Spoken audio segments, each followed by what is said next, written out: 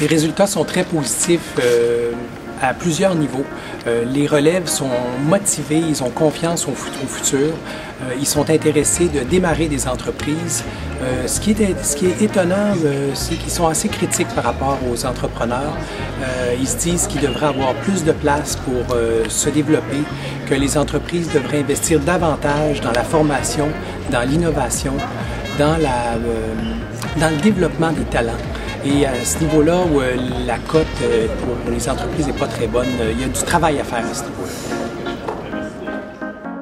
À l'étude qui a été faite par la Jeune Chambre de commerce, c'est qu'il y a un désir de prendre la relève, il y a une volonté. Et puis c'est aussi ce que je vois quand je fais la tournée avec Opération Relève et le Journal des affaires. Les relèves sont intéressés. Et puis d'un autre côté, il y a les entrepreneurs, les propriétaires d'entreprises ou les dirigeants qui ont tendance à reporter le processus. En réalité, c'est qu'on n'a pas de modèle sur comment on fait cette transition-là. Et ce qui est intéressant, c'est que le gouvernement offre de l'aide au niveau du coaching. Il y a une subvention importante qui est disponible pour favoriser cette transition.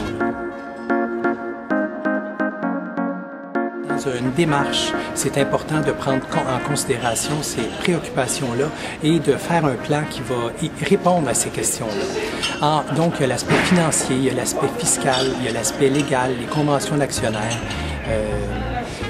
l'aspect stratégique aussi, comment les deux parties, là, la relève et le propriétaire, vont s'entendre sur comment on va développer cette entreprise-là, parce que souvent, il y a un règne conjoint qui va être présent pendant plusieurs années et cette partie-là nécessite de l'aide de l'externe.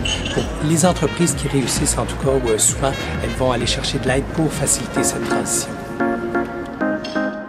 Bonne question par rapport au gouvernement. Le gouvernement peut aider au niveau de la cession des entreprises, au niveau fiscal. Ils ont du chemin à faire, puis il y a des rapports qui circulent présentement qui demandent que ce soit revu pour faciliter la passation d'une génération à l'autre, surtout pour les entreprises familiales.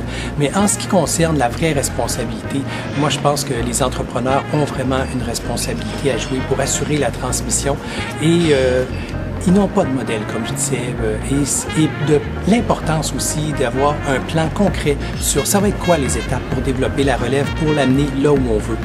Je pense à un client, par exemple, où on a fait un plan justement pour que les enjeux du propriétaire soient considérés et le développement de la relève, qu'il y ait un plan très précis, réparti sur quelques années, où il y a une évolution concrète, il y a des formations, il y a du coaching, il y a de l'encadrement, on les jumelle avec des employés importants dans l'entreprise pour favoriser l'apprentissage et leur développement.